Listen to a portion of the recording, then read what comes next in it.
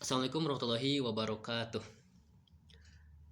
Alhamdulillahirabbil alamin wassalamu ala asrofil anbiya'i wal mursalin sayyidina Muhammadin wa ala alihi washabihi amma ba'du. Yang terhormat dosen pengantar pendidikan Bapak Ari Septian SSI MPD dan Ibu Rani Sugiyarni SPD MPD. Kami dari kelompok 9 ingin menyampaikan materi berupa permasalahan pendidikan. Saya Renaldi Fadilah beserta kawan saya Anwar Ramadan. Yang selanjutnya yaitu kutipan Al-Quran dan Hadis. Hal ini tertuang dalam firman Allah Subhanahu wa Ta'ala dalam surat Al-Baqarah ayat terakhir, yaitu ayat 286. A'udzubillahi minasyaitonirrajim. Bismillahirrahmanirrahim. La yukallifullahu nafsan illa wus'aha. Artinya, Allah tidak membebani seseorang melainkan sesuai dengan kesanggupannya.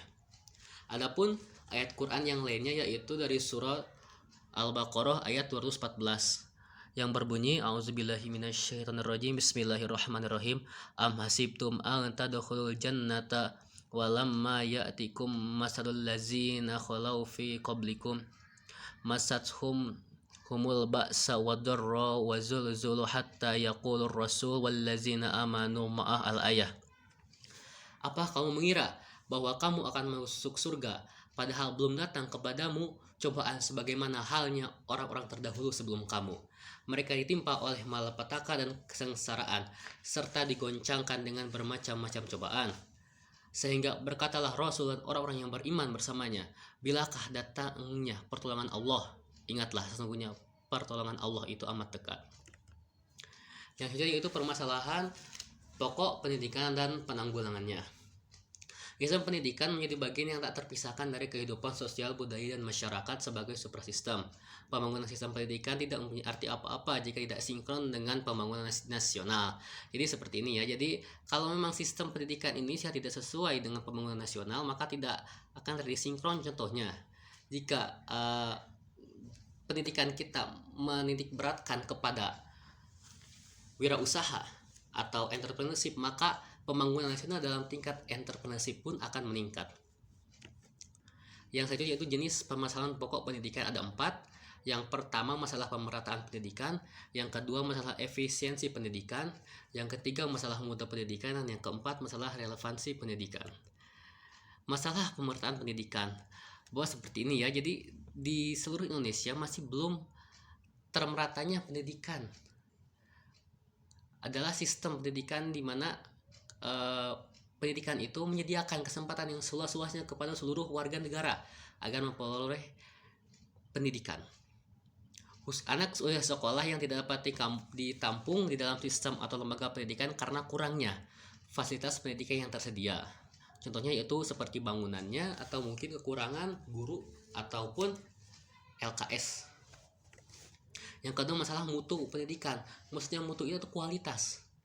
Kualitas pendidikan itu bukan hanya terpacu pada hasil belajar saja, tetapi di salah satu acuannya itu bukan hanya hasil belajar, melainkan proses belajarnya juga harus bermutu.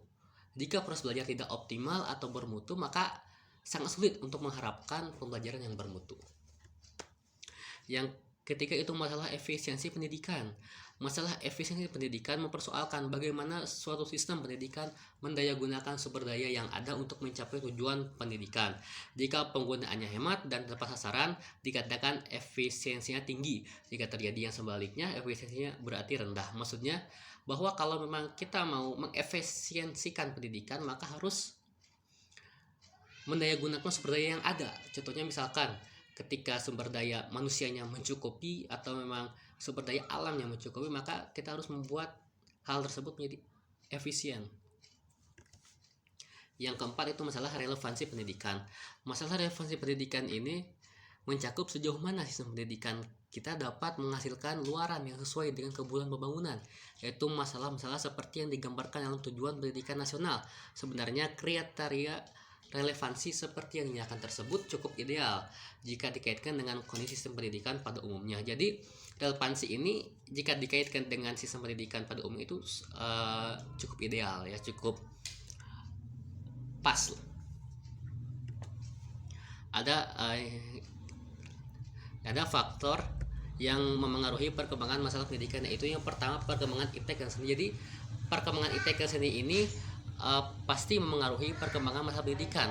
Kalau memang ipteknya sudah maju, maka pendidikan pun akan semakin maju, seni pun memengaruhinya. Yang kedua, laju pertumbuhan dan penyebaran penduduk. Tentunya kalau pertumbuhan dan penyebaran penduduk merata di setiap daerah, maka akan menyebabkan pendidikan ini menjadi lebih tinggi. Yang ketiga, aspirasi masyarakat. Aspirasi masyarakat ini berupa pendapat yang dikeluarkan oleh masyarakat, tokoh masyarakat, pemuda, ataupun segala elemen masyarakat harus dibutuhkan agar masalah pendidikan ini bisa diatasi dan bisa berkembang. Yang keempat, keterbelakangan budaya dan sarana kehidupan. Tidak dipungkiri bahwa keterbelakangan budaya di Indonesia ini sangat tinggi dan sebanyak. Walaupun sekarang sudah sedikit demi sedikit sudah menghilang ya. Tetapi tidak boleh kita melupakan budaya, dan juga sarana kehidupan kita juga belum mencukupi. Oleh karena itu kita harus mencukupi sarana kehidupan dengan sarana-sarana seperti bukunya dan yang lainnya. Untuk yang selanjutnya akan dijelaskan oleh teman saya Anwar. Baik, selanjutnya permasalahan aktual pendidikan dan penanggulangannya. Beberapa masalah aktual pendidikan yang akan dikemukakan meliputi masalah-masalah keutuhan mencapainya sasaran kurikulum, peranan seorang guru, pendidikan dasar 9 tahun, dan pendayagunaan teknologi pendidikan. Yang pertama yaitu masalah kurikulum. Pada bagian ini akan dibahas masalah aktual mengenai kurikulum.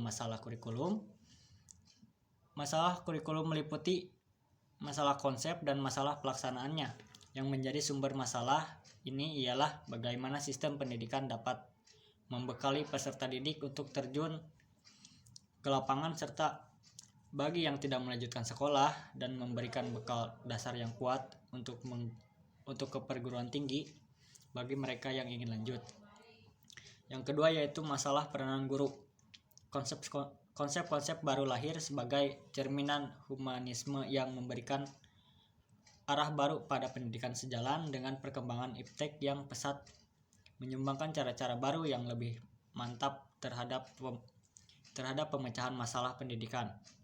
Dalam realisasinya dipandu oleh kurikulum yang selalu disempurnakan. Sejalan dengan itu, maka guru sebagai suatu komponen sistem pendidikan juga harus berubah. Yang selanjutnya yaitu masalah pendidikan dasar 9 tahun. Keberadaan pendidikan dasar 9 tahun mempunyai landasan yang kuat. UU RI nomor 2 tahun 1989 pasal 6 yang menyatakan tentang hak warga negara untuk mengikuti pendidikan sekurang-kurangnya, tamat pendidikan dasar, dan pasal 13 menyatakan tujuan pendidikan dasar. Kemudian PP nomor 29 tahun 1990 tentang pendidikan dasar, pasal 2 menyatakan bahwa pendidikan dasar merupakan pendidikan 9 tahun, terdiri atas program pendidikan 6 tahun di SD dan program pendidikan 3 tahun di SLTP.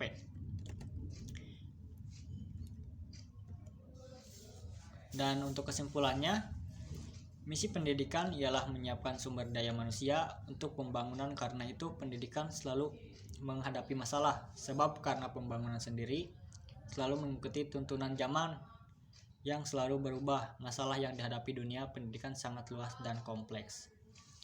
Mungkin sekian dari kelompok kami, kurang lebihnya mohon dimaafkan. Wassalamualaikum warahmatullahi wabarakatuh.